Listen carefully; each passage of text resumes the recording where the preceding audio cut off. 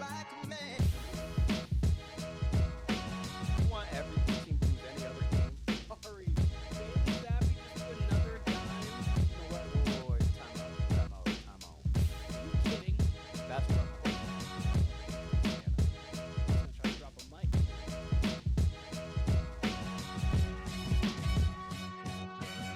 Welcome to the Warner Brothas Podcast. I am Kyle, joined by my brother Keenan, as always. Keenan, there's two less of us today. We were supposed to have a quad box show once again, but It's just me and Keenan. So that means, hey, it might be a little quicker show, but that's okay. I got to say, on Brandon and Tim's part, classic, some sort of racism there. There's got to be some sort of racism. Yeah, at least Brandon was nice enough to let us know why he's unable to make it. Tim did not. I don't know what's up with Tim. We'll have to talk to him Thursday, assuming he'll be on for picks. He's MIA right now. I hope everything's okay on his front. We hope Tim's alive and well. Absolutely hope he's alive and well. I am alive and well, though. I'm doing well. Like, very excited. Whether it was 4-2 or just me doing a solo, I would have been excited to talk all these games. These games were magnificent. So we got a preview of us both going off a little bit on Live Take. Check us out on Live Take. Check out the Live Take app. But shouts to Live Take. Now we got a day to digest, really break down what we thought, what we feel, and let's get into it. Let's go in reverse order. Let's start where we would have started, regardless where you have to start, and that's Bills Chiefs. Keenan, my heart still breaks for the Bills fans. Like I genuinely. I haven't felt this bad for a fan base in quite a while. Like I can't even remember. The example I gave last night was when Rodgers went down in the first drive. I felt bad for Jets fans just because they have had to deal with so much shit front office wise. But the Bills, man, they've had great players come through their franchise. They've had competitive teams throughout their history. They do nothing wrong, really. Like they've had a couple. They had probably like maybe a decade stretch there during the Pats run where they were in and out of being relevant. But overall, like, didn't really do anything wrong. Just maybe selected the wrong quarterback here and there. Yeah, they just had quarterback problems because, like, between obviously their '90s run and now, they didn't have a whole lot at quarterback. I can't even remember honestly in the early years who they had. I just know towards they had Bledsoe. Oh yeah, they did have Bledsoe. They had Bledsoe did after, okay, and then they had, it was like a carousel after that. Whatever. As teams go through, But man, from the first Super Bowl, the first wide right, and then to lose 3 more Super Bowls after that, most of them blowouts, and then you finally get your quarterback in Josh Allen, and you got these, for the most part, exciting teams who are competitive and can go toe-to-toe with the Chiefs, and then to lose to them via 13 seconds, and then now this wide right too. Yeah. My heart just breaks for them. It really does. We've been on the other side of heartbreaking losses in the Super Bowl, namely 18-1, and you were a bit younger. Like, so, look, Keenan, every time I think of that, all I think of is as soon as they lost, as soon as the clock hit 0, I remember this vividly. You were younger, but I looked to my right and you were asleep on the couch, and I was like, I would give anything to be him right now. Like, I would give anything to have not witnessed what I just witnessed. Like, I feel like I was in and out in that lucky. second half. I was in and out in that second half, and I do remember. I remember waking up to like, wait, what happened? And then we lost. I was like, wait, we got the fuck out of there. I don't remember. I remember it hit 0, and we all just dipped. It was the worst loss imaginable. And then for me, Giants later on. But I was gonna say, for me, like, obviously I was younger then. For me, that was the 2012 one. Because obviously the 16-0 one hurts more because you're almost on the verge of the best season of all time. You still had the most wins ever in a row in one singular season of all time. But yeah, no, that was because that one, high school. Shout out to Tyler Sambo. Randomly enough, he was basketball team. He was a Giants fan. I was Patriots fan. Clearly, he thought they'd win. I thought that the Patriots were going to win. I ended up having to wear, I can't remember what jersey. It was their linebacker. I can't even think of what his name was, but Yeah, no, that one was tough because the Mario Manningham thing happened on the sideline. I was like, you've got to be kidding me. You could play that play over 10 times. Eli hits it one more time, probably. You've got to be kidding me. It was the best throw of his career by far. It was a dot. And I was like, you gotta, there's in every Patriots Super Bowl, there is one play. And before we really talk about this Chiefs-Bills game, I got so excited thinking about the playoffs. I went back today and watched the long highlights of the Falcons versus the Patriots and the Seahawks versus the Patriots, and I felt the adrenaline almost of when I was in the moment. There was I forgot how great how great Tom was, especially in that second half against Atlanta, because I was just watching great quarterback play, and some of the throws Tom made. It's like when he got into a certain zone, it was over. The defense didn't matter. It didn't matter what you called. It was just whatever lane and whatever throwing pocket he could put it in, it was perfect for him. But we can get back to Chiefs Bills, and I do feel bad for that organization. I do feel bad for everyone over there. Tyler Bass, I hope he's doing okay, because that is a tough pill to swallow for him. He's like, my one job I didn't do properly, and that's the reason why they lost, quote unquote, even though they would have only been tied. But that's how he feels, and it's unfortunate. Yeah, it's a tough job being a kicker. You lose on a clutch field goal. And again, had they held Pacheco a little bit on that first run of the very next drive, they very well could have got the ball back, and then he got 8 yards, and that was pretty much the game. Then you got an easy 2nd and 2. So, I mean, you can't put it all on him, but man, I mean, that's the life of a kicker, right? You just, you miss the ones in the bright spot, and it's unfortunately going to overshadow everything. Yep. He's actually an 85% kicker for his career.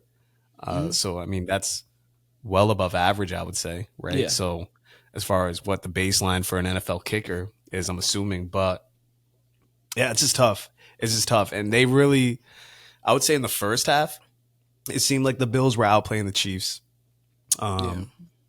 Third quarter, the Chiefs took it over a little bit. Fourth quarter, all hell broke loose.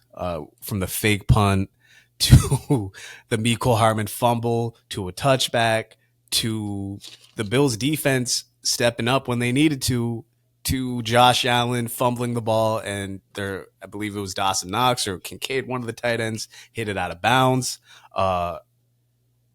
Everything seemed to be falling for Buffalo after the fake punt, which I completely disagree with. I thought that was one of the worst calls.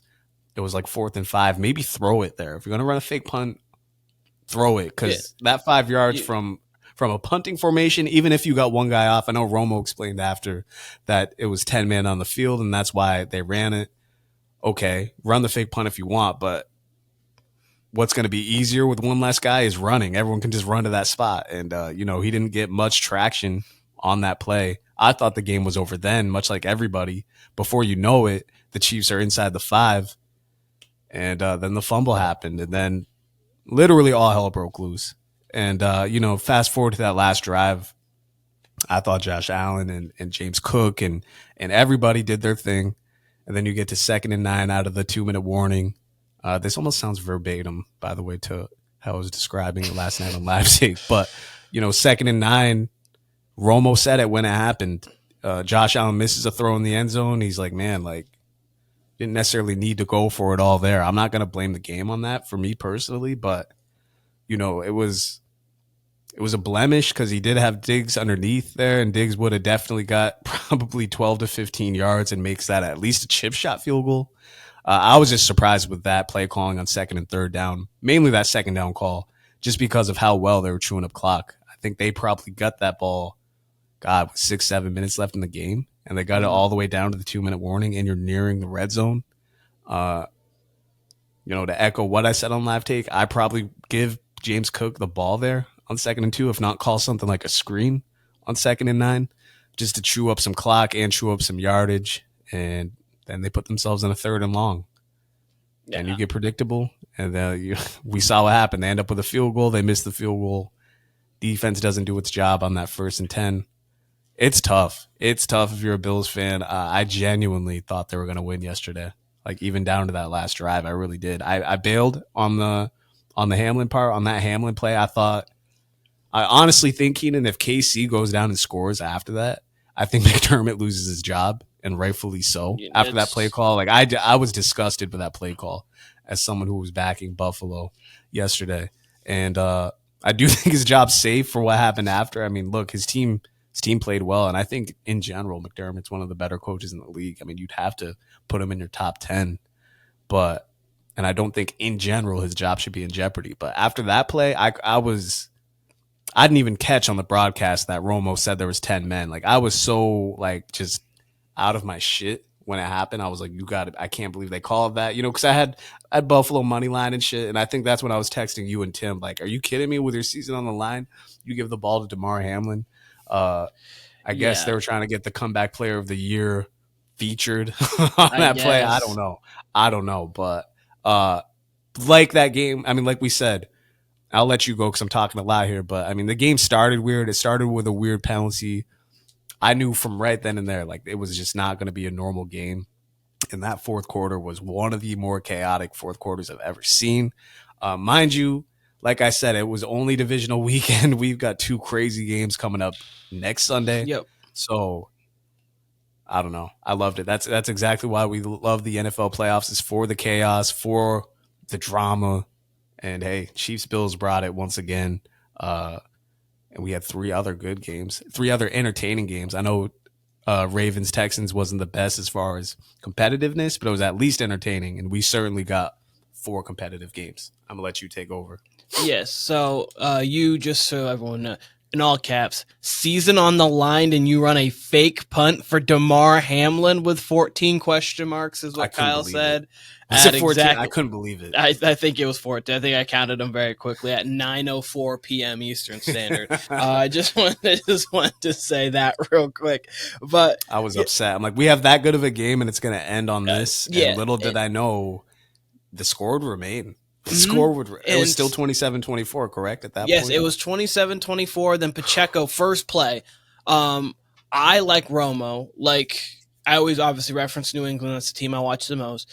After a big turnover, play action pass, deep shot, worked every time for New England. I swear that was every single time right after that.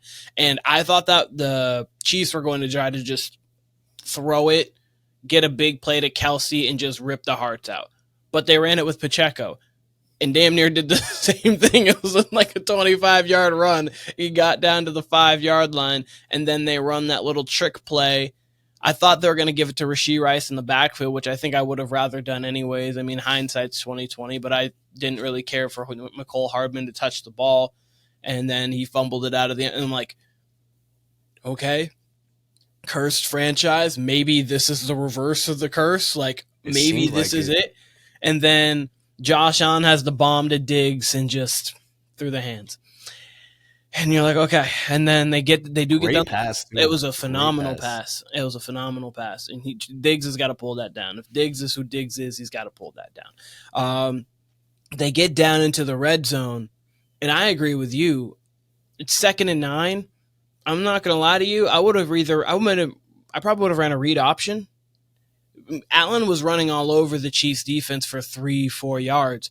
Because it's 4-down territory. I'd say like 6-7 yards every time he had it. Yeah, it's 4-down territory for the most, depending. Like, obviously you can play around with it, but if it's 4th and 1, you're pretty much going to go for it, and it makes your 3rd down play much easier.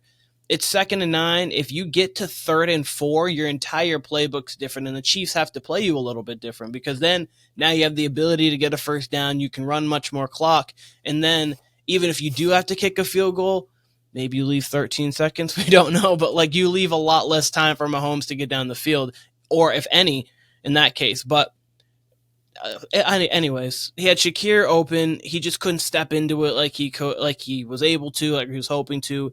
If he could have hit that one, that would have changed it. That would have flipped the game, of course. He did have Diggs underneath. I thought he should have hit that. And then 3rd down, again, I would have even maybe ran it on 3rd down, like something where he's kind of rolling out and giving Allen the option with his legs, because his legs was the most dangerous part of him all game long. He was really gashing the Chiefs with his legs all day, whether it was scrambles or designed runs. But the only thing really for Josh Allen that would have been really a negative for him, unless the fumble was to happen, like actually been recovered, would have been that throw to Shakir. But Josh Allen played a very good game. That's not a game you really tear anybody down for. It's just a couple misplays, a little bit less execution down the stretch for the Bills. The Chiefs executed for the most part, other than the Hardman play, but even then, they still tried to give it back. But what I did, if you have any other responses, do that. If not, I actually have a comparison I want to make between these teams. I just to reference that third down play, because Josh Allen was rolling out and trying to throw something upfield. But I agree with you. Like, even if it's you want clock to go there, even if you only get it to 4th and 7, the only thing you can't do is take a sack or get an incompletion, and they got an incompletion. Or, I mean, I guess it's not as bad because, again, you're expecting the kicker to make it. But the best case scenario for them for a field goal would have been like him picking up 5 yards, and you get it to 4th and 4, even more manageable field goal. Yeah, it goes from a 44 to a 39, and that 5 yards makes a difference in how you kick the ball. 1 and 2, it was a windy. I understand the wind wasn't in the full factor of that time, but you saw how much it sliced. Like, the wind was still a factor throughout the entire game. You heard Jay Feely talking about, like, in kicking conditions, like, oh, we're going to need to get him closer for this and this and that. So that's what I'm wondering, because it seemed like, I mean, I'm not a fucking kicking aficionado here, but it seemed like he definitely sliced it, obviously, but it seemed like he didn't follow all the way through like you would, because I mean, I could be wrong, but it seemed like there was pressure coming from his left side, and maybe that's why he didn't go full extension and sliced it, because just off the foot, it looks good. Just off the foot, it's going straight, much like that kick. And I think it was 1990 with Scott Norwood. Yep. It's up the middle, and then it slices. So, man, just bad luck. It's just bad luck. I truly do feel for Bills fans today. But yeah, so I want to hear your comparison. Let's hear it. So, and what I thought was, because obviously I was just thinking playoffs, I like to do comparisons. The Chiefs Bills is this comparison would be Patriots Chargers, and Josh Allen's comparison to Phillip Rivers is very closer than you would assume. Like, I understand we think about it more like it's Brady Manning, but it's really but it hasn't been, because Manning did get him in the playoffs multiple times, and I mean later. It was later. I'm very hesitant to compare anything to the Brady Belichick era or Brady Manning, especially because they just had so many years built up, even before the playoff appearances. They had a couple years there. But it did start out similar to this, and actually more atrocious for Manning. Like, Manning had bad losses to the Patriots in the postseason. I was just saying, got it. Because but at the time, the reason why, like, there was a conversation always between Brady and Manning was Brady was winning the Super Bowls, but Manning was like the best quarterback in the league because he was winning the MVPs. But then when it came down to that moment, but like Josh Allen compares more to Phillip Rivers if you're going to come back to the era more than he does with Peyton Manning. And what I mean is, like, as of right this moment, obviously they're probably playing the playoffs again. They're both 3-0, the Chiefs over the Bills, the Patriots over the Chargers. They've each played in one championship game, 2 divisional games. Obviously, you have the last one, both that they played, which was yesterday for the Chiefs, and the 2018 one, you'll remember. A lot of people were saying that the Chargers were going to win that game because they didn't think the Patriots still had it. And the Patriots went out and they beat the Chargers. They actually played a phenomenal game, ran all over them. But very cold weather that game. Yep. Yes, and then yesterday the Chiefs were actually the underdogs. A lot of people had the Bills. Some people did have the Chiefs. I did, but again, if you saw the podcast or a clip that I was literally in shambles with it. I had no idea, but I was like 27-24 Chiefs. But they're Allen and Rivers, they're within 2% of completion percentage, about the same touchdown to interception ratio. Allen averages 241 a game passing. Rivers is 260. And then when you go through the quarterback ranking of the time, you would probably have Rivers sitting at a roughly 5 for most of his career. Like early on would have been Brady, Manning, Breeze, Roethlisberger, then Rivers. And then later on it would have just been basically switching Manning for Rodgers. So Brady, Rodgers, Breeze. And then he would have been in that next conversation with the Tony Romo, depending on who else you had and depending on the time frame exactly. Big Ben earlier in the 2010s, but not later because obviously he became a shell of himself. But he was always in the 2010s. It was certainly your big four was Brady, Rodgers, Manning, Breeze, and then after that, you probably had Ben Roethlisberger at 5, and then after that it varies. Could be Mike Vick one year, could be Romo, like you said, Eli, Flacco. I mean, they were all. Rivers was always like top. Rivers was always from anywhere from like 4 to 6 to me. Like he had down years after the late 2000s into the early 2010s. He had a lull. It was actually after the 16-0 Patriots season. His torn ACL season. He played with a torn ACL. Yeah, because he went 14-2, and then they lost in the championship game, and then now he had a little bit of a lull. We'll see, obviously, because it's always hard to make bad comparisons. But then I would say Allen's probably your 4. I would say Allen's definitely right now for this era 4. I think you have to have Mahomes, Burrow, and Lamar ahead of him. I think you have a real argument with Lamar. I know Lamar's going to be a 2-time MVP, but Josh Allen has been lights out in the playoffs, and he continued to be lights out. Like, he's not the reason they lost yesterday. He had that incredible 3rd and 13. That was the play of the game. And you can't really dispute, aside from Saturday's game, Josh Allen is much better in the postseason than Lamar. So I was going to say Allen's had a few better games than Lamar in the postseason. I absolutely agree with that, but I would say Lamar has to be. I don't think you can be a 2-time MVP, get into the same place that Allen has at the peak, and then not be better than him.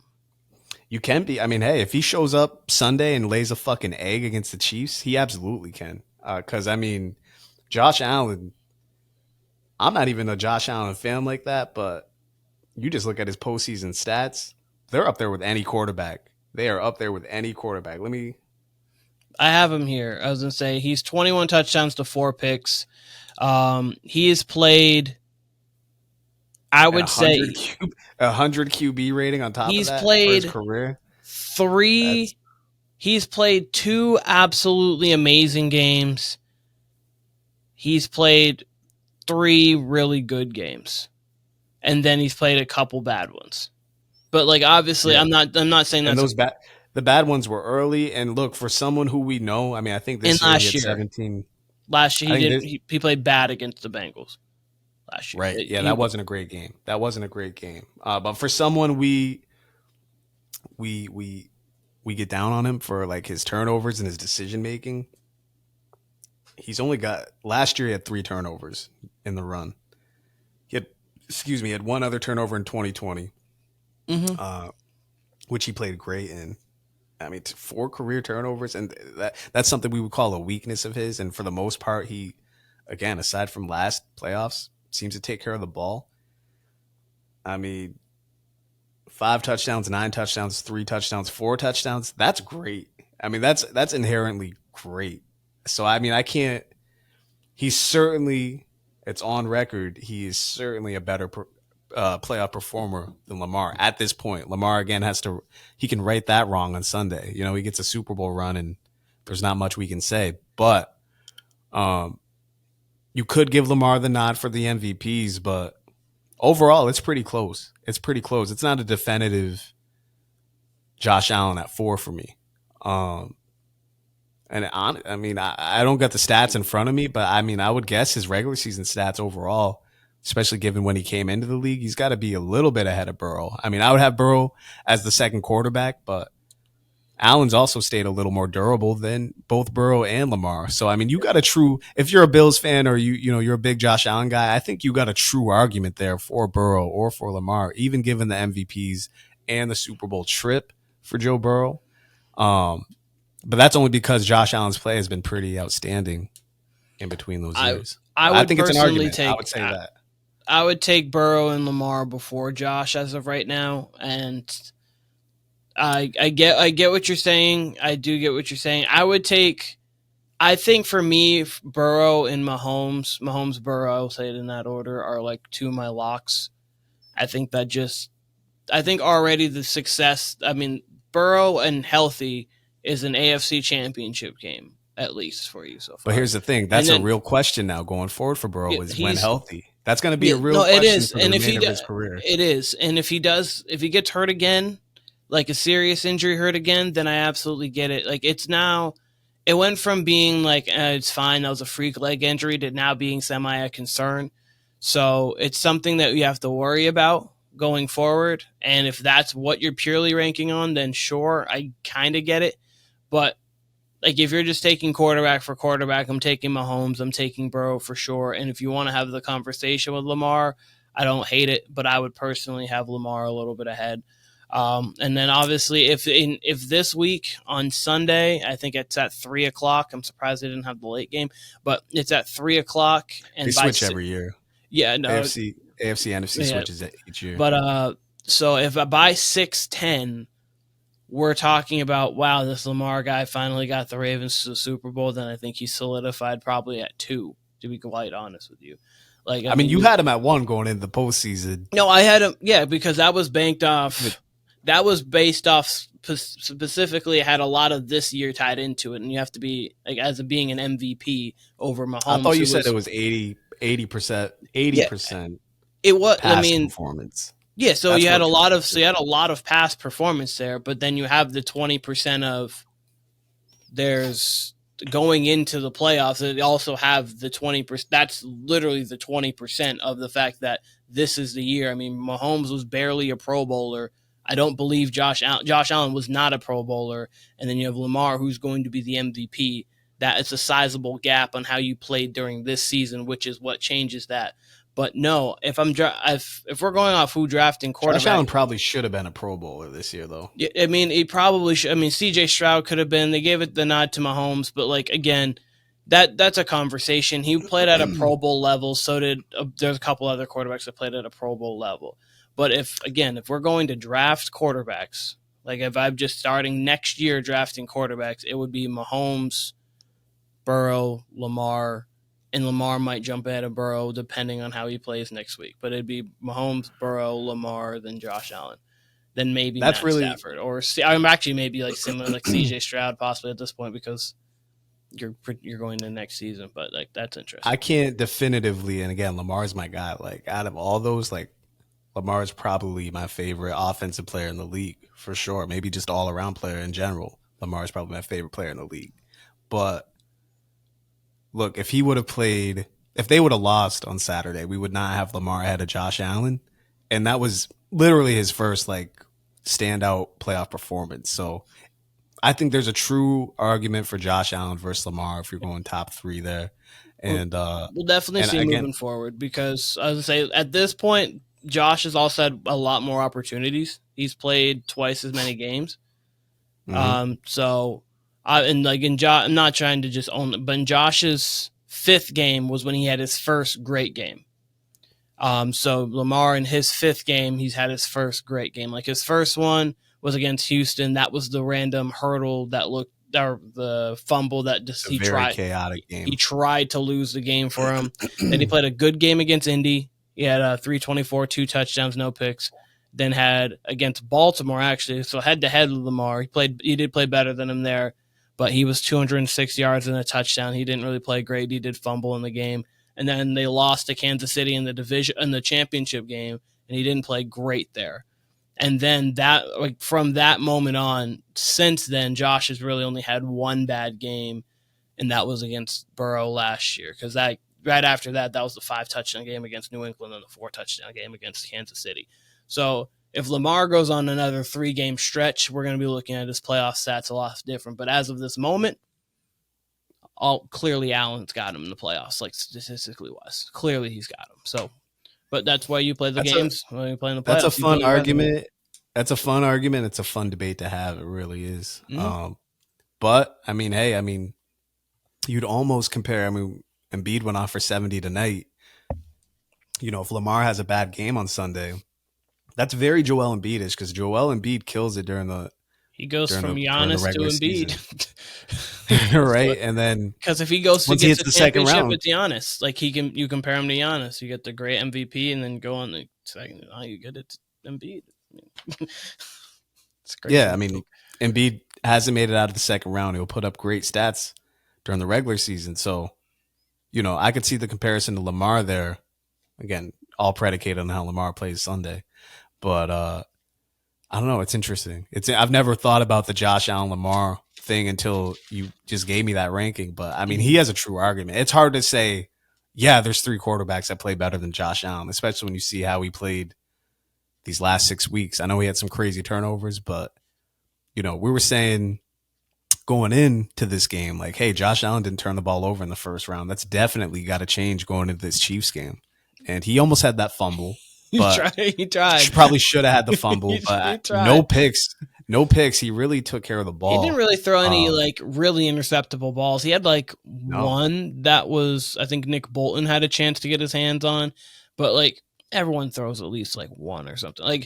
It wasn't one of those ones like Brock Purdy threw to Darnell Savage where it literally was in his lap. It was more so Nick Bolton would have had to make a nice play on it. So it was only one really interceptable ball, and that's all you can really ask for from an Allen. I just want to put a bow on this. I don't know what the Bills capped situation or draft situation looks like next year. But I've been saying all year, or at least the second half of the year, I've been saying, hey, this AFC looks wide open. There's 2 quarterbacks in particular who really need to take advantage of it. It's Lamar Jackson. It's Josh Allen, right? We know what happened now, and we got Lamar in the championship game versus Mahomes. Cool. But, man, looking forward next year, the Texans are going to be there.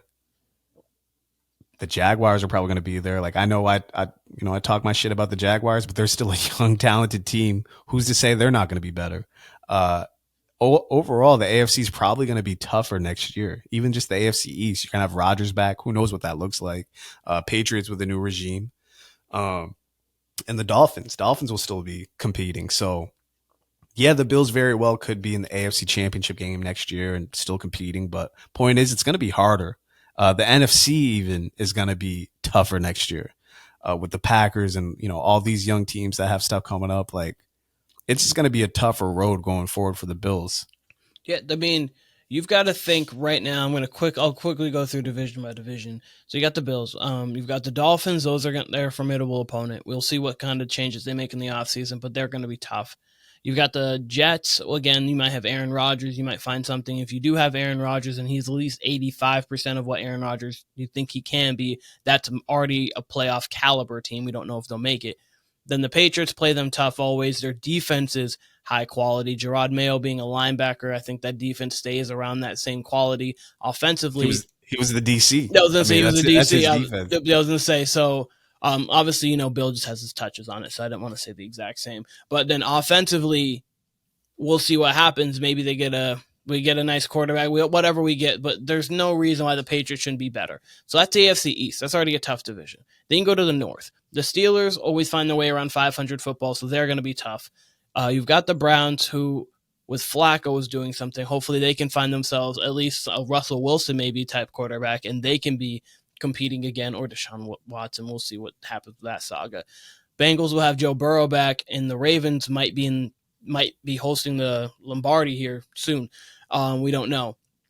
The Chiefs, you've got the Chargers. If they get a real coach over there, which looks like they could get a Harbaugh, looks like you could get someone else. But if they get a real coach, they're scary. The Raiders with Pierce are going to be a tough team. You never know what's going to happen with them. And then the Broncos with Sean Payton. Those are 4 good coaches, and that's all you can ask for. You can hope for 4 good coaches. You have to see how the players play out.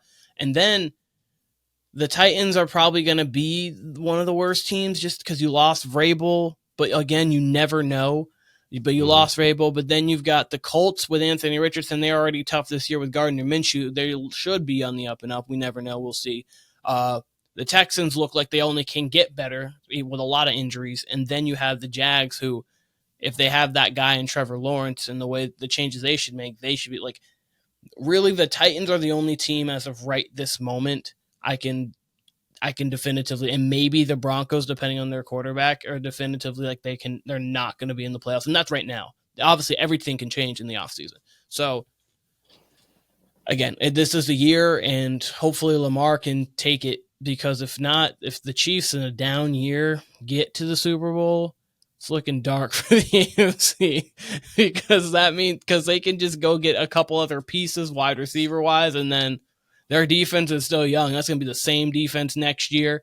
The only thing is Travis Kelce's going to be a year older, but you still got Patrick Mahomes, and Rashee Rice is going to be a year better. So, yikes. Ravens better do it. It could be yikes. But we can move on to the other games since we're going backwards. Big Oh, wait, sorry. You want to go somewhere else? I was going to say, let's do AFC first, then we'll do NFC. So let's tie a bow on Ravens Texans, because bring it right into Lamar Jackson talk. I like it. Dominant performance, obviously his best performance of his postseason career. It was great to have him back. I cannot wait for Sunday. I don't really have much to say about the Texans. I mean, look, you're facing a seasoned playoff team, regardless of if Lamar hasn't played well there. He's at least had a few games, right? You got players like Odell. You got Harbaugh, who's been through the trenches with the Ravens teams of the past. So it's still a seasoned vet team. And they got the best defense in the league. On top of being the number one ranked team overall going into the postseason, right? So it was a lot to ask of the Texans. They didn't even get it to the Ravens 25. I saw the entire game. So it was a rough go for them. You literally couldn't have asked more if you're a Ravens fan. Like, that's the best possible performance you could have gotten. And you got a true dual threat performance out of Lamar. You have to feel good about your chances against KC going into Sunday. I mean, the Bills had success running the ball, like great success running the ball against the Chiefs. To me, that's the strength of the Ravens offense, is the run attack, which is crazy because they're down their starting backs. Like, they've been through what seems like 8 different backs this year, and it doesn't even matter who you put back there. They're going to produce. So they're giving Dalvin Cook run, and he's looking good again. Exactly. And you couple that with the defense, how the defense is playing. You got real, like you said, it's the best defense in the league, arguably. You got real threats on the defensive side of the ball. I mean, and you got a home game against Mahomes. Can Mahomes do it again?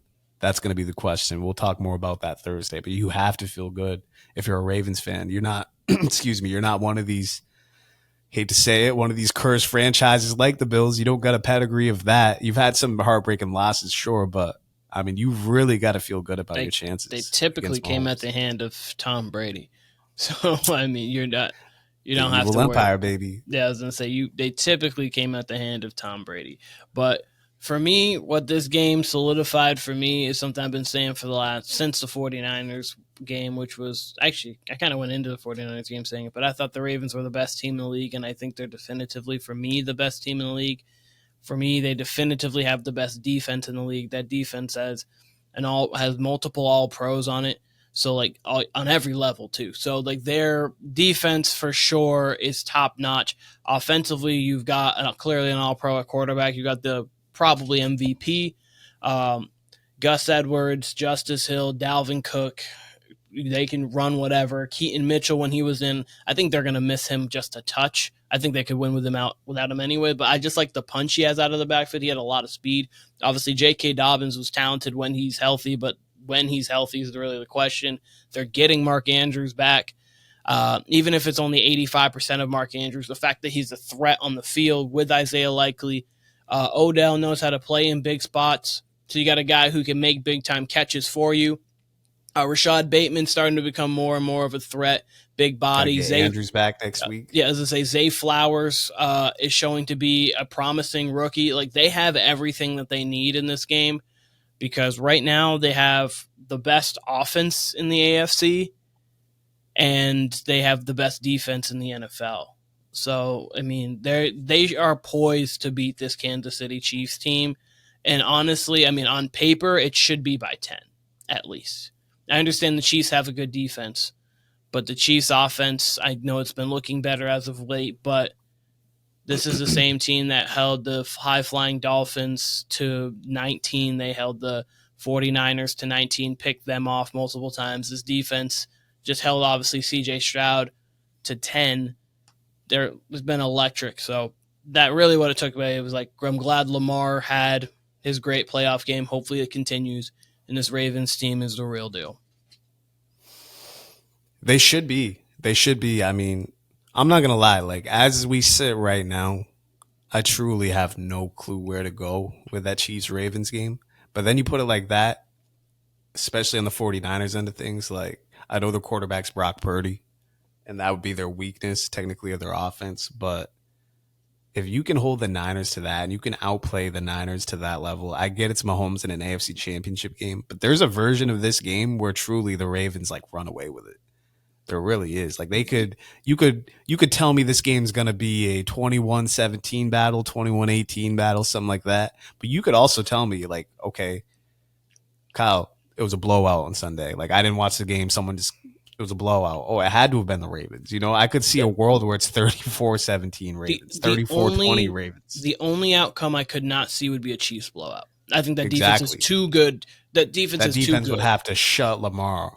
They would have to get like 10 or less, because if they get to 17, there's no way it's you would only have a Ravens blowout, a Ravens close win, or a Chiefs close win. Then Chiefs, in my opinion, cannot blow out the Ravens. This Ravens defense is way too good. But I mean, we've seen crazier things, but in my opinion, they cannot blow out the Ravens. So the Ravens, again, we'll talk tons more about this on Thursday, but you can't tell me the Ravens can't just they can pretty much take Kelsey out the game if they wanted to. Kyle Hamilton's is a freak. They can. Roquan Smith is a freak. I know Kelsey have some legitimate freaks on that defense.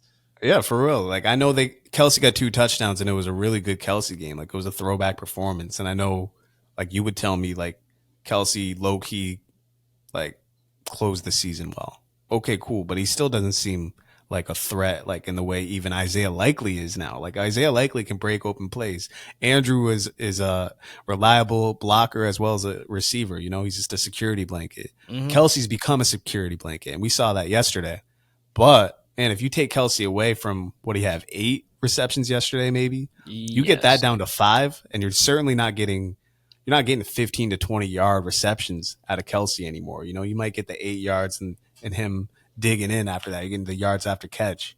But, man, if you get him down to 5 receptions and they're not big receptions, they're just kind of intermediate receptions, I don't see how the Chiefs can beat them at all.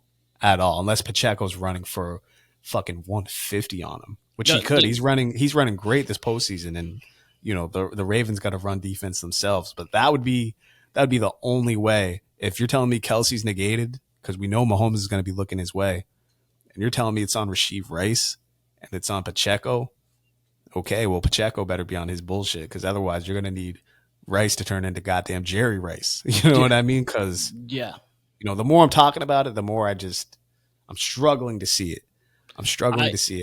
This would be, and I know to me, this would be the most impressive win of the Mahomes Reed era, and they've clearly won 2 Super Bowls. But in those Super Bowls, I thought that last year the Eagles are a better team, but I did think the Chiefs were a formidable opponent against them for sure. And I predicted the Chiefs to win the game. And then the one against in San Fran, I thought that they had the better team. I also didn't trust Jimmy G, so that would already put that out the window. But that would be the best win of the Mahomes Reed era if they win this game. I'll be surprised. I want to say I'll be genuinely shocked, but I will be surprised, yes, if they win this game. I'm kind of alluding to what my pick is already, but I don't think it was really like a question from me. I would be very surprised if they pull out this win. Hey, I mean, I thought the better team lost yesterday. I really do. I mean, I think, you know, I know I said on Thursday and stuff, I was like, hey, if I'm betting this game, bet the Chiefs. Like, absolutely bet the Chiefs. You're getting them on 2 extra days rest, and you're getting Mahomes as a 2.5-point dog, in some places a 3-point dog. Like, you take that. And then the closer and closer I got to game time, I'm like, man, how is this Chiefs team going to generate yardage? And of course they did. And Mahomes, to their credit, they went less vertical than what their offense usually is. They really kept it traditional drop back and, we're going to get rid of the ball quick. And, Mahomes played a great game himself for sure. And the Bills defense, of course, is banged up. And that would have been my only trepidation. But I'm like, man, gun to my head. Both of these, I knew it was going to be a crazy game, but I really thought the Bills were just going to come out on top. I thought they had more pop at the end of the day. And they just wasn't meant to be, unfortunately. But, I say that to say I can't imagine the Chiefs really like taking it to the Ravens. It would have to be the Ravens just not playing their A game. And that would involve the defense playing extremely well, which is possible. But man, I have a hard time. I had a hard time yesterday, really, because if the Bills were at full strength on defense, which they haven't been for some time, but even if they didn't lose a couple players last week, man, it would have been very hard for the Chiefs to really. I mean, they're in a lot of these games because of Pacheco, of course. And if the Ravens can get up even 10 points, I struggle to see it. The Ravens. And I'm not just being hyperbolic here. There's a very real world the Ravens could be undefeated this season. They have led in the fourth quarter in every single game. And they threw the game away against the Colts. They threw the game away against the Steelers. They fumbled the game away against the Browns. There is a real world where they could be. And then obviously, if the Steelers game last week of the season, they rested their players. So, I mean, like, maybe they lost one. But, like, there's a real world where they could be either 17-1 or 18-0 at this point in time. So, in this Chiefs, like, the reason why I thought they were going to beat the 49ers, they get home with 4. They led the league in sacks, and they only rushed 4. So you have 7 dropping back. They have a very intricate defense that is very good. We're going to see how Andy Reid, Matt Nagy, Patrick Mahomes can deal with it. But, that's what I got to say on the Ravens. I'm going to talk more about them when I'm probably picking them on Thursday, which is not a shock to people. But the NFC will be a shock. The NFC, I mean, I don't know. I really don't know where I'm going with this yet. Let's do Niners Packers first, and we'll end with the Lions. Okay. Bucks. Man, guys, I was close. Very close. 24-21. Jordan Love has the ball to put it 28-24. I was close. Everything that I said the game needed to be, it was. Aaron Jones ran crazy. Brock Purdy threw him a couple. Didn't want to catch him. Red zone, they did hold him out of the red zone. They were holding him sometimes. The field goals, they didn't make the plays. It was just a young team, didn't make the plays. Jordan Love obviously tried to throw across his body. I think you just need to throw that away. Obviously, he knows that.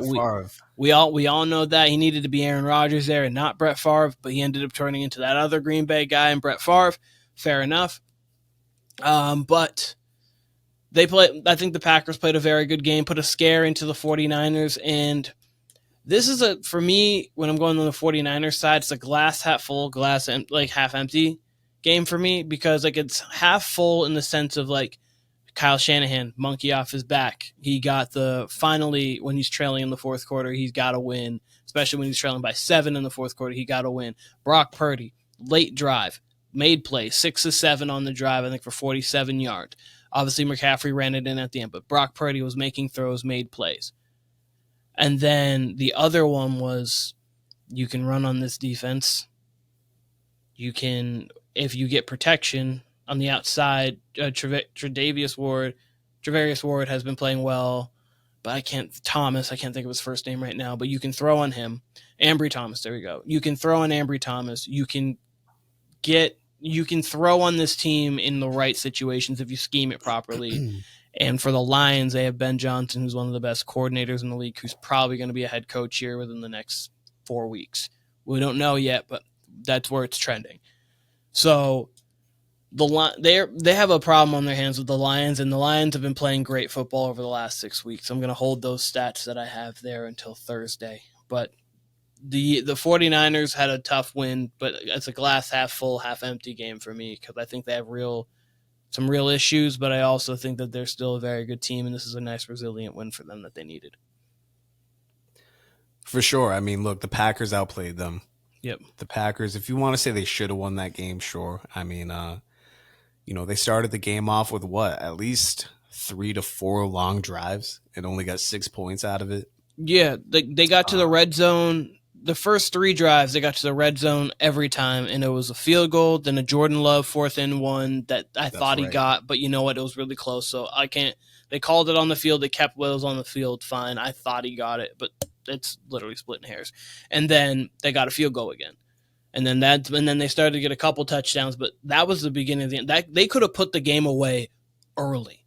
Like that could have been 21-0 theoretically. Like obviously if they score 3 touchdowns, like they did against the Cowboys, and they could have tried to put the game away early, but they didn't. Yeah, I mean, look, we saw the rain. That was really the story of the game to me, was the rain, because that affected Purdy greatly, and he got his shit together, especially in that last drive, that throw to Jennings on it was a 3rd and very long. Yeah, that's the play of the game. If you're a Niners fan, or if you're on the Niners, and look, they had Debo go out early. I do think if Debo plays that game, this game's not necessarily close.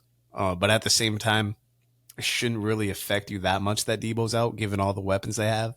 But again, that's where the Brock Purdy gripping the ball, that comes into play, I guess. But the Packers, I mean, hey, more than a formidable opponent, had a real chance to win that game. Obviously, Jordan Love throws that pick. They're going to be this year's Lions, where everyone's going to be picking them to go deep in the playoffs next year. Everyone's going to be picking them for the division next year. You can already see it. rightfully so too. They deserve it. Rightfully so, yeah. And just thinking about that, the NFC North, that's going to be a crazy division with the Lions, with the Packers, and with the healthy Vikings, whether Kirk Cousins comes back or whatever. Caleb Williams might be in that division too, whoever, with a bunch, whoever or Justin Fields and some pieces. So like that entire that the NFC North is turning into the AFC North real quick. Let's just call it like this. Let's say Justin Fields comes back and they trade one of the picks for pieces, right?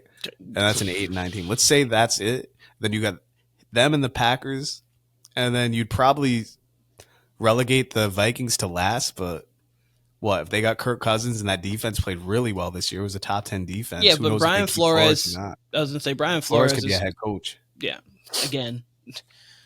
But Flores could very well be a head coach this year, so maybe they lose something off their defense. So that's something to look forward to. But I mean, look, that's a tough division. That could be a winning division. I mean, again, like I said, much the AFC like the North. AFC North. I was gonna say like that could be a winning division where every team's 9-8 or better, because that's a gauntlet. Those are tough. It was already a tough 6 games because the NFC North has always been a tough division for like within the division.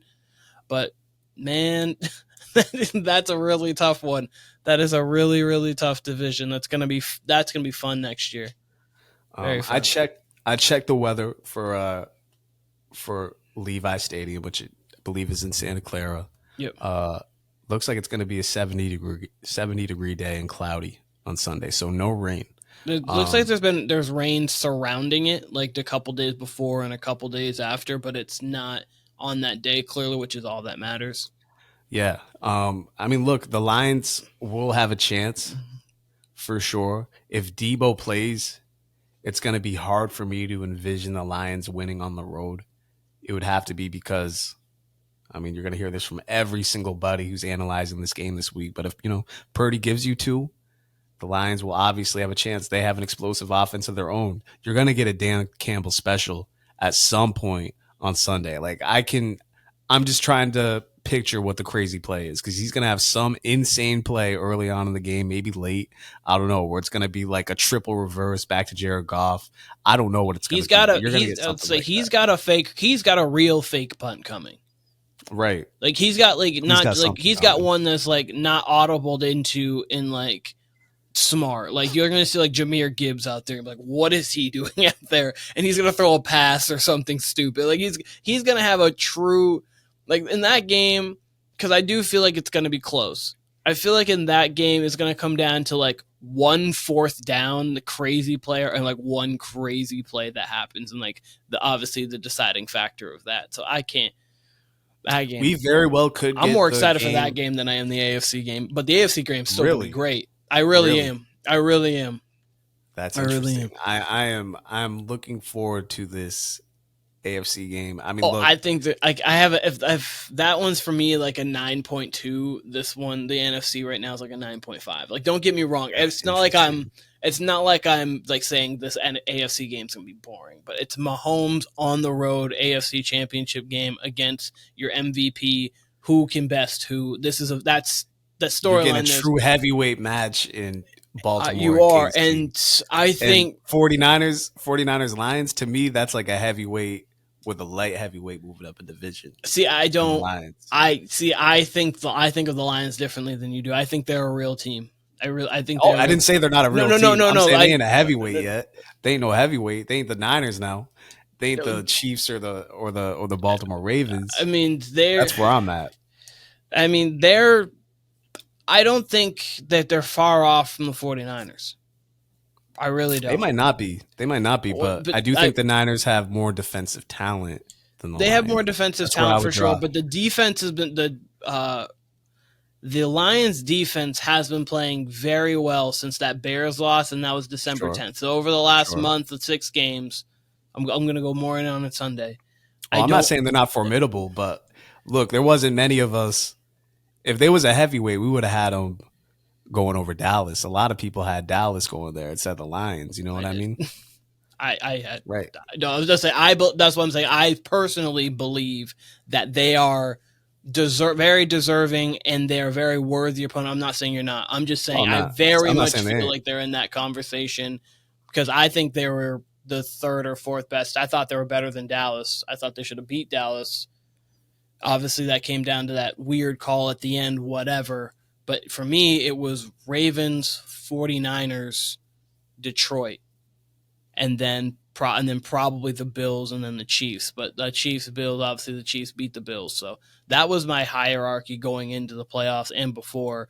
Actually, no, I would have probably had Dallas at 4, honestly, because going in that, I would have had Dallas there, but then they just flamed out because it's Dallas. So I don't want to kick them out of it. I thought they're really good.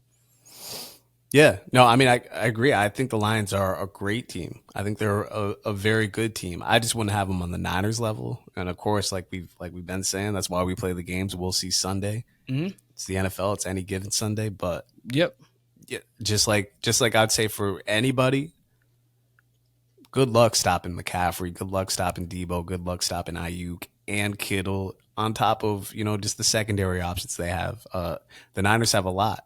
You could counter me and say the Lions have a lot. I do think this is going to be a good game. I do think this is going to be a close game. If it sounds like I'm leaning Niners, yeah, I'm leaning Niners. I mean, I had Niners Bills at the Super Bowl, right? Like, Of course I'm leaning that way. But so when I say, the Lions are a light heavyweight moving up to heavyweight, that's exactly how I view them. I thought next year was going to be the year we really look at them as an NFC championship team. And look, things broke the right way. If you're the Rams, you got to be kicking yourself because that could have been you facing off against the Bucs last week. Or I'm not sure if it would have broke exactly that way, but I mean, the Lions' path really broke well for them. And shouts to the Bucs because the Bucs played really well. If the Rams would have won, they would have played the 49ers. Oh, no, actually, that meant tough. Wait, no, they would have played the Bucs. Never mind, because the Packers won.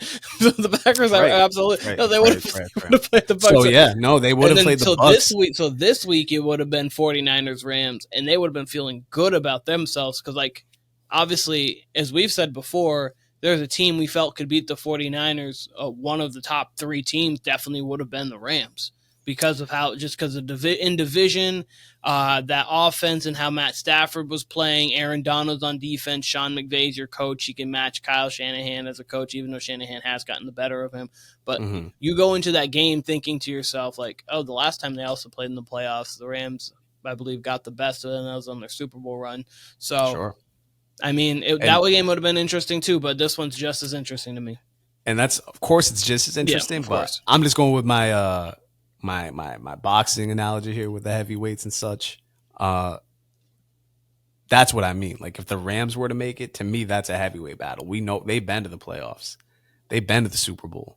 They've been in big games. Goff technically has been in big games too. He's been to the big game, of course. But the Lions as a whole, Detroit as a whole, this is brand new territory for them. Brand new territory. So don't think that won't play a factor. That's probably why the line's so high. It's a 7-point line. I don't know if it's gone down at all. I think that's a tad high. It's 7.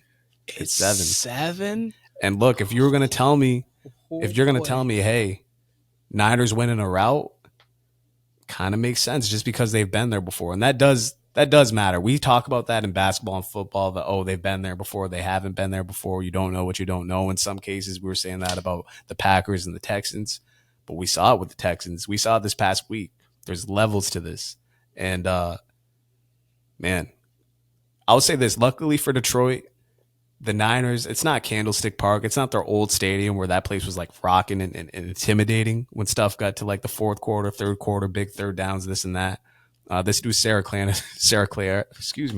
Clara Stadium is not quite that. It's a little bit more ritzy. It's a little bit more polished. The same thing. It's the same thing as Oracle, the Chase Center.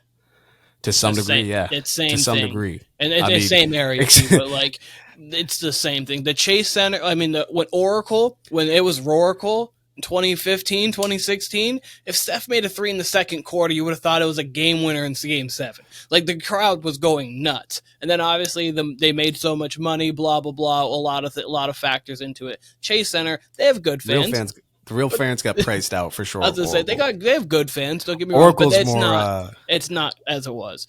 Oracle's more like the Seahawks Stadium, though. That's how that place. Yeah. I mean, there's some places you just can't compare to. Oracle. Chiefs say the Arrowhead's for real too. Arrowhead's for real. No, I'm just thinking of some place right now. Arrowhead's for real too. Like they get nuts in Arrowhead. I would say the majority of. Like especially like the Steelers have a really good fan base. Bills Mafia, like all those, like there's very loud stadiums. Arrowhead, Cleveland, even Cleveland, they have amazing fans. Gillette in the postseason, that's a real one. But all of them pale in comparison to, I think it's CenturyLink, right? That's where the Hawks play. Yeah, there's nowhere louder than that. Like that. No. It could be week 4 on a Sunday, and it sounds like the NFC Championship game in there. Yeah, like there's no reason for how loud Lions have really good fans. Shout out to the Lions fans. Lions had fans great were fans. Going nuts. Lions had great fans. I love the blue. Like they're waving the towels early on. It was blue. It kind of reminded me of OKC when they used to have like either the blue out, white out, or sometimes they'd have blue section then white section. Like they went college sports on. And I was like, oh man, this is a great environment. So I love it. But you're right. The Seahawks. It's a great story. The Seahawks is like you can't talk. You can't hear yourself talk. You can't hear the hearing. Like you're not hearing yourself.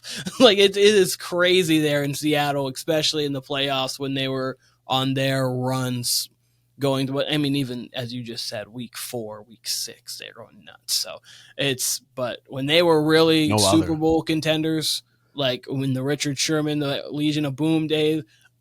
They may have ran on the field after every win. Like they're that crazy. They might have just stormed the field after every win. But yeah, it sucks. There's no NBA equivalent anymore because it used to be just Oracle, and Oracle was like that even when the Warriors had bad teams, when they had good teams, when they had great teams. It didn't matter. Oracle always brought it, and we'll talk about basketball another day. But I mean, there is some fan bases that still have it. Of course, Celtics have a great fan base. Knicks have a great fan base. Great home crowds too. Great home field. The Knicks have the best basketball fan base, and I mean that in the sense of like they just appreciate basketball. I think better than anybody. Like if the other if someone else is going off for 50 in the guard, it's also like it's the Garden, so people want to play up to it. So I think that they all, because you do have it's a very expensive place to go, but it's always been. So like and it's just like a star place to go. So like I just feel like a basketball in New York is appreciated better than anywhere. Not that other places don't appreciate it. Yeah, it used to be New York and Oracle. Oracle was the other spot that truly appreciated hoops. I'll throw Boston there, low key. Boston appreciates work. Like Boston gets it. They appreciate. They'll appreciate a good performance too, for sure. Like when Devin Booker put a 70 up on them, they appreciated that. 100%. Even appreciated some of LeBron's performances, even though that's a contentious relationship. They appreciated Steph's in the finals, even though I hurt him, even though I shot you in the heart. For sure. That 43 shot him in the heart, but they appreciated it. But to get back to this game, no, I mean, I think like if we flip this game and it was 49ers going to Detroit would for sure have a home field advantage, more so than what the Niners have right now. Yeah. Not to say, I mean, obviously it's going to get loud. It's still a football stadium, but It's just not what it could be for the Niners. So in that case, if you're a quarterback on offense, it's not going to be as bad maybe as some other stadiums. In that case for Goff and the Lions, and you're going to have good weather. That's great for the Lions. Jared Goff's not a good bad weather quarterback at all. If it was raining on Sunday, it would be just as bad for Goff as it would be for Purdy. So, there is stuff going in the Lions' favor. The Niners are the Niners for a reason, though. There's a reason why they were favored in every single game this year, continue to be favored in every single game this year. And Purdy's got his limitations. It's always hard to evaluate him because of the weapons around him, though he does seem, again, formidable. I seem to use that word more so this year than ever before, it seems like. But there's still just going to be a load. You're still going to have to deal with McCaffrey out of the backfield in the receiving realm. And if Debo plays, you're going to have to deal with him out of the backfield as well as receiving. I mean, we would have seen Debo much more in the backfield had he played more than 6 snaps. And that's why I think had he played, yes, it's rich to say this, but had Debo played, I really don't know if that game's even close. I think it's at least a 10-point game for for the Packers. And who knows, maybe they throw themselves back into it, whatever. But I think there was a lot of factors that led to that score. But I do also think Jordan Love and the Packers played a great game too. But yeah, no, this is a tougher game to evaluate because of all those factors of what we saw last week and how the Lions have been playing. And like you said, the Lions defense has been underrated the last 6 weeks, and they're lights out. They're a lights out offense. But hey, Goff can throw you a couple too, just as well as Purdy. Absolutely. Get him. This game's going to come down to pressure. This game's going to specifically come down to pressure on the quarterback. Brock Purdy doesn't do great with pressure on him. And if Aiden Hutchinson can get after him, it could be a long day for the 49ers in the sense of he could throw you a few.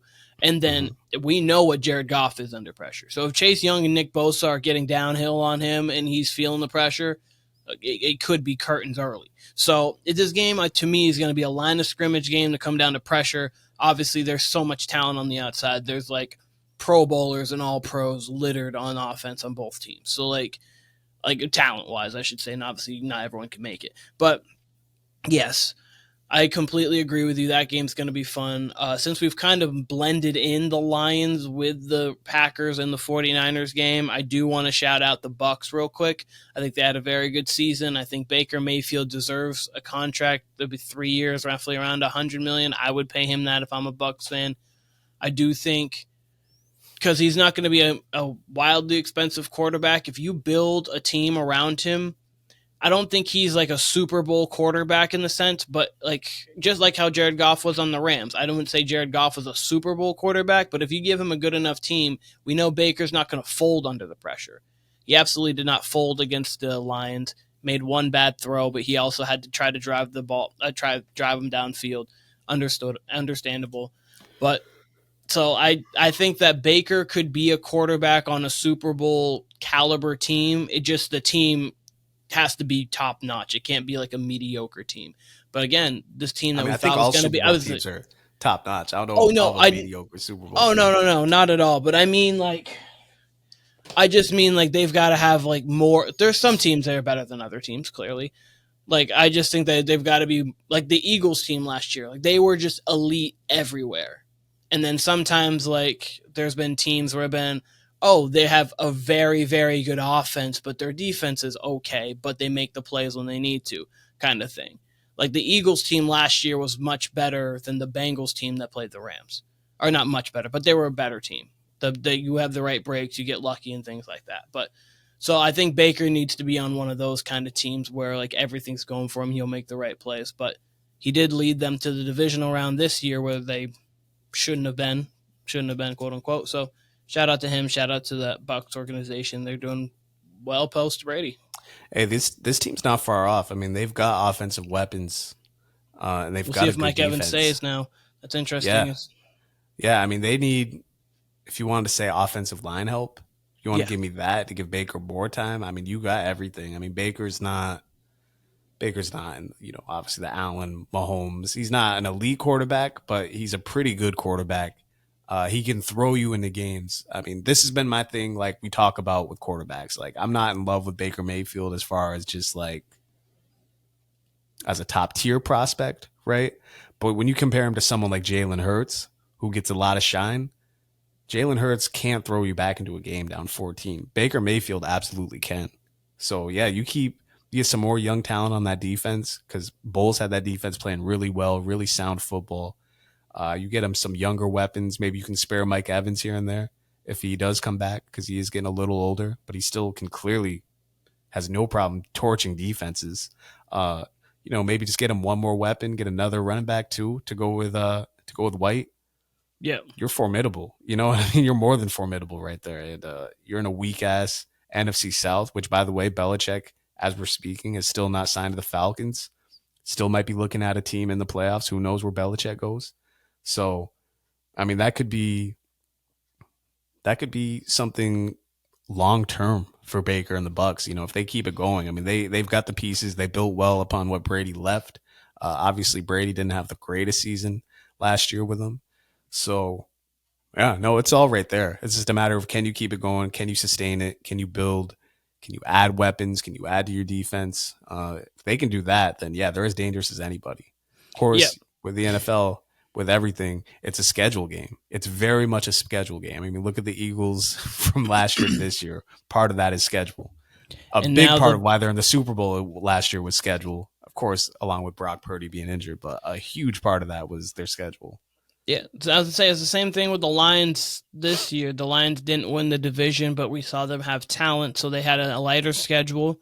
So they were able to obviously propel. Next year, they're going to have a tougher schedule, and then a team, again, that we mentioned before, like the Packers, are going to have a lighter schedule, so we think they might be able to win the division. Or, again, we don't know what the Bears are going to do, if they either get Caleb or if they decide to stick Justin in pieces. Like, regardless of what they do, they're going to be interesting. So it's all really a schedule game. That's where it first starts. But from there, you got to play, and offensive line help and defensive backing help, which Tampa's always really needed. I mean, with Tom, they had offensive line, which is why they're able to do it, and their defensive backs played well later in games. So last year they did not. That was a true. Oh no! I meant their Super Bowl year. Their last year, the last year the line was not good, and then defensively, the defensive backing core got torched. Like the thing about the Bucs is they were the scariest when they had a lead.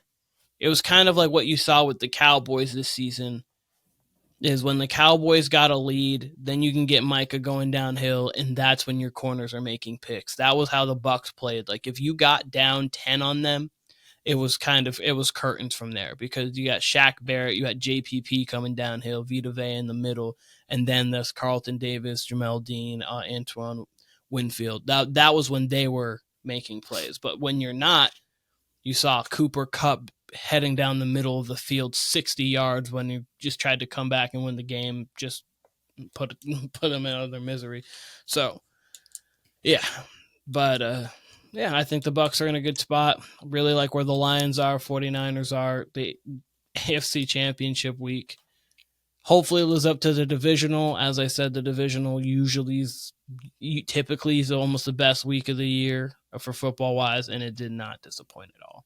There's not one game I hated watching. Even the Ravens game that ended up it was still 10-10 at halftime. It was close, and you were still like, can Lamar do it? And then he did it. So it was nice to watch. Yeah, it was a great weekend. I mean, that first game happened, you're like, damn, it was a blowout, but Lamar took over. That was fun to watch. Yep. Can't wait for this game. I feel like the Packers can stay with the Niners, and if not, it's if the Niners have a blowout, it's usually fun to watch too. And we got a great one. We got to see the Niners put to the test. The Niners showed why they are a championship team, championship-esque team, championship-worthy team. And I remember texting you guys in the group chat after. I'm like, yo, we got 2 more games tomorrow. Like, I cannot wait. And boy, did it deliver, because, Lions and Bucks was great all the way through. Really clean game. Like, it wasn't – that was weird. It was a playoff game, but you very much felt like you didn't really – I don't know. The Bills and Chiefs was very much unpredictable. Like, you felt the tension, you felt all that. Wasn't much tension in the building with the Lions and Bucks, which is weird given that it was the Lions. And it was a lot of excitement. It was like a lot of excitement. It was a lot of excitement. Yeah, it was a party in there. That's the weird part. I'm surprised how well Detroit's like. They're very much happy to be there, which makes sense. It's literally been since 91 or 92 when they last advanced. So that was their fucking second home game in years. And they didn't get tight. Like even when the Bucks got close and when the Bucks were trying to make it a game late in the fourth quarter, they didn't get tight.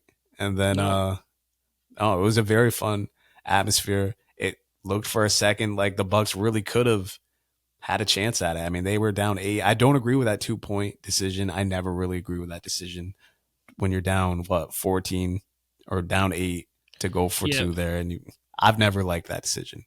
It seems like to me, more often than not, it just turns out unsuccessful. Like I feel like I've seen way more times where you don't get the 2-point conversion to go when you wanted to, especially on that first attempt. So this is crazy. Like this is the second time that the Lions have made the conference championship ever. It's in the Super Bowl era. It was in 91. Oh, they did make it to the NFC championship. Yeah, as I say, the Lions' first and only appearance in the conference championship game was after the 91 season. It was in that 91 season, finished 12-4. So damn. They've made it literally one other time in the Super Bowl era, because then before it was like they said like between 35 and 57 they made the championship game 4 times. So shout out to pre-Super Bowl championship time, but like this is historic. They killed it. This is the first time this century. This is the first time this century we've seen a Detroit team win a game past week 16 or week 7 or week 17 or week 18. This is crazy. This is fun. And the one thing though that about this team that I know is going to happen is they're going to fight. That's all that matters. They're going to come ready to play. They could lose, and maybe the moment is too big for them, whatever. I don't think it will be. Or they could absolutely lose the game, but they're going to come out energized. They're going to come out fired up. If there's one thing Dan Campbell can do, it's he's going to fire up this team. This team will be ready to play. Yeah, no, I agree. I think whatever happens Sunday, you're going to get an explosive game. There's no way. You got Niners, you got Lions. I don't expect. Granted, we said the same thing about the late season Dallas game. You would have thought that was going to be a shootout, and it ended up being a defensive battle. Yeah. But I truly don't see any way no one gets to 24 here, like in that game. Yeah. I'm not going to give you my score, but I mean, I would expect something in the 31-28 realm if it's close. Yeah. And if it's a blowout or if it's a distance game, I would expect something like 34-24 each way. There's no way in hell. But then again, we could have said the same thing about Packers and Niners. We would have thought that was going to be a little more high scoring too. But these are two, you could very well say the two best offenses in the league, and Lions and Niners. So we should see fireworks. I hope we see fireworks. Those doesn't complete look like offenses for sure. Definitely. They have everything you need. Offensive line, great. Quarterback can get, like, the quarterbacks are the biggest concern on each of their teams, and I don't think either quarterback is bad. So I was gonna say, I don't even know if that's fair to even say about Goff. I think Goff has solidified himself as way above a question mark.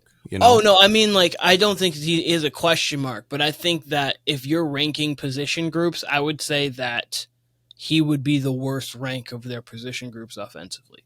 I think their running back core with Gibbs and Montgomery's better. I think their offensive line's better, and then the receiving core is a little better. I don't think that it's bad. I'm just saying, like, that's everything else. Everything else I would say would be, honestly, I think their rushing attack's about an A-. I think you can have a better one, but about an A-, roughly like a 92. I think their offensive line's at A, and I think their receiving group is at least an A-, and then I have Jared Goff at a B+. So I don't think it's like about that. I'd have to think about that. It is interesting, but I think when you put it that way, when you say Jared Goff is the weak link of their offense, it's hard to say because it feels like he makes them go too. I don't know if it's much like a Shanahan offense where if you put, let's say Browning from the Bengals, if you put him in there, are you still getting an explosive offense? Maybe, maybe not. That kind of thing. We'll see how good Ben Johnson is when he's a head coach, and if that's the case, then maybe we'll know more. But I would say that he is the weak, but I'd also say like the same thing with the 49ers, but we know, like, I'd say that was more clear cut. That one's more clear cut because like their running backs. Goff's actually been to a Super Bowl. Yeah, Goff's actually been to a Super Bowl, and his receiving core is an A at least. Their offensive line's an A, depending on the day, A-, roughly. And then Brock Purdy can play at an A level, but I'd probably say he's a B, like a higher B, like an 86. I have Jared Goff at like an 89 if I had to put ratings on them for like what I'm talking about right now. So I'd say Goff's a little bit better, but not by a whole lot. So B to B plus. But then I think that if you take both of them off, the 49ers are better. But I do think if you're going to compare them to any other team, the Lions would be right there with them. They have an all-pro at wide receiver. They have all-pro caliber at tight end.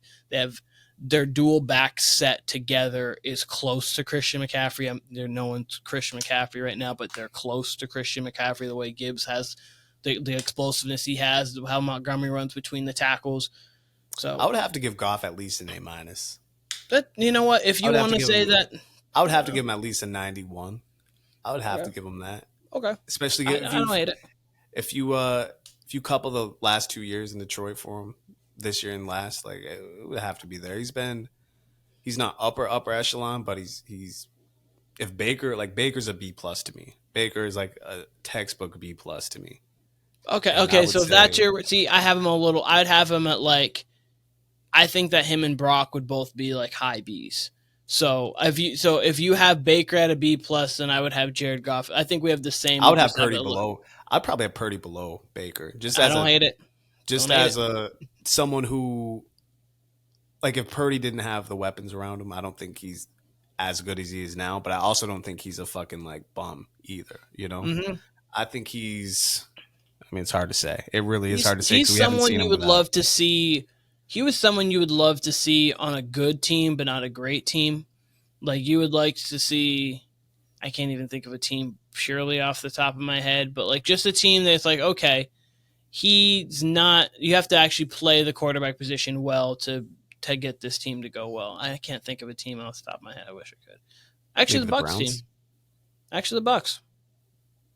Honestly, the Bucs would be. I mean, the Bucs have weapons, but like they don't have Kyle Shanahan. But you have Mike Evans, you have Chris Godwin, Trey Palmer's good, Rashad White's pretty good, but they're not Christian McCaffrey, Deebo Samuel, Brandon Ayuk, George Kittle. So if you just switched Baker and Brock Purdy, the 49ers are in the same spot. I don't know if the Bucs are in the same spot. Exactly. So I don't hate it. Yeah, I cannot wait to talk about these games. The further we go, Thursday we should have Tim and Brandon, at least one of them, I would say. So that'll be more fun as well to talk about that. I don't like talking one-on-one with you. Hope the health of Tim is okay. Like, so I saw he was on Facebook and things like. So I hope he's Tim's okay. Good. I hope Tim's all good. I hope he's all good. I do too. I do know he started a new job yesterday, so that could be. He could be tired. That's right. He could be tired, and I know this is obviously we're talking football on this one, but I have to mention Embiid 70 and Towns 62 and a loss. Those two games were crazy. I didn't even watch I didn't even really get to watch the highlights and things, but just the fact that because I dozed off. Kyle was here. I got up. I looked. He's like. Yeah, Towns is trying to rival Embiid 70. I was like, wait, Embiid had 70? What are you talking about? And he was like, yeah, he had 70 and Towns is at 62. I was like, oh, okay. That's what the NBA is doing to me right now. I got you. I was lightly keeping along, and I saw Embiid had 24 in the first, and then I saw he had 34 total in the first half. I was like, cool. And I was looking along, and it seemed like they were winning by a decent amount, like somewhere between 10 and 18. Mm-hmm. And then I saw he had 59 in the third. And I was still at work at this point, so I'm like, all right, like he's got 59. Like he must be, I forget who they played exactly. It wasn't the Pistons because the Bucks had the Pistons. Spurs. I know it was a lesser team. Spurs, that's right. I knew it was a lesser team, so I'm like, all right, they must be up by a lot. So like, I doubt he's getting run in the fourth quarter. And the next thing I know, it was about the time I got home. I get a notification, Embiid goes off for 70. And I'm like, what the fuck is going on here? And then I see one of my group chats popping off. They're talking about, oh, Cat's trying to match him. And then I look and he's got 40 in the third quarter. Mm-hmm. Ended up being, I think he had 58 going into the fourth, and he was on a heater. He ended up with 10 threes. I think he was 10 of 14 from three, 10 of 15 probably after that game-winning attempt. So, yeah, he had somehow 62 in a loss, in a losing effort, and beating the Sixers got a win. He had 62, and his plus-minus was 0. Wow. That's funny. It's just like typically, obviously, if you're going to have that kind of game, you'll see. This is also like Embiid's was at least plus 11. I do want to shout out. I know this wasn't just not a 62 or a 70 point game. Did you see Caitlin Clark get tackled by that Ohio State fan? So yeah, they collided. I saw that. I saw that.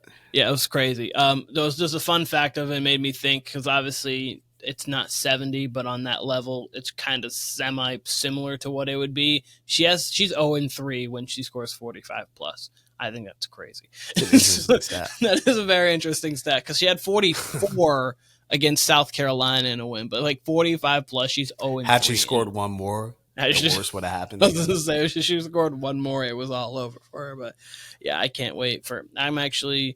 I'm getting into the men's show. Got a show with Believe, and I'm watching Miami basketball more. So I'm excited for the men's tournament. I'm also excited for the women's tournament as well. I think that I'm talking men's and women's Hurricanes. So tune in, tap into that. But I'm very excited for the tournament, and then I'm excited for basketball. I'm excited but first we got to get to Super Bowl first. Then my excitement will go from 7 to 11. But let's get to the Super Bowl first, because I'm definitely looking forward to the women's tournament. That's for sure. I think that's going to be fireworks between Caitlin Clark, UConn. You got LSU obviously coming back, and then you got your staples as far as South Carolina's killing it. Stanford. Hannah Hidalgo and Notre Dame's interesting. She's averaging 6 steals a game. She's putting up like 25, 6, and 6 with steals. Virginia Tech. I could go on a rant right now about women's college basketball. It's in a great place. And they have it very much seems to be the top, and there's obviously talent below it, but the top 20 teams right now, I feel like 14 of them could be represented almost in the Final Four if they get the right draw. There's a lot of teams right now that are cooking. UCLA, NC State, as we mentioned, Iowa, LSU, UConn, Virginia Tech. As I was talking about before, Notre Dame. There's just so many good women's teams right now. So shout out to them. And the WNBA has got a lot of talent coming within the next 4 years, and is only going to grow from there. Shouts to the Stanford women's head coach. I feel like this hasn't got as much press as it should. Her name's Tara Vanderveer. Mm-hmm. I think I got the name correctly. She's the all-time winningest head coach in D1 history now. She passed Coach K for total wins. And I feel like it was just kind of mentioned and breezed upon. I mean, granted, I don't watch the Worldwide Leader nearly as much anymore. But just on the Twitterverse, I didn't see much about it. Just on, the internet in general, I didn't see too much about it. And I guess, I understand women's college basketball maybe isn't as – I feel like women's college basketball actually is bigger than men's college basketball at this point. Literally last year – from my vantage point. Last year flipped it. So, last year absolutely it's definitely got more star power. That's undeniable. That's undeniable. Last year flipped it 100% because you have – and then also, I didn't mention Stanford, but Stanford with Cameron Brink, who's possibly going number 2 in the WNBA draft, and this draft class is crazy. But Zach Edey for Purdue is probably your top 3 best player in college basketball right now on the college basketball. Obviously, he might not be a top draft pick. I actually think he's projected to be in the second round. But in college, there are sometimes those players who are actually really good in college, but they're not going to translate to the pros because the game's different. So he's a top 3 player, and he's a post guy, and he's not he's just really fundamentally sound, but he's not wow fun.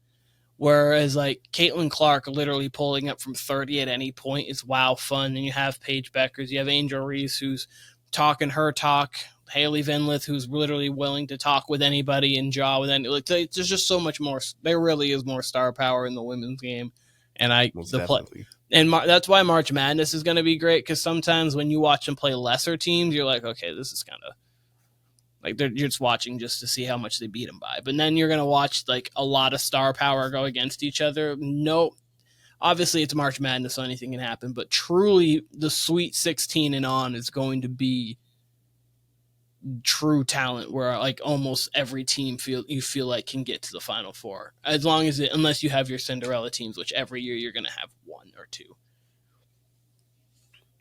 You mentioned like, if it's a blowout, like how bad it can get in the tournament.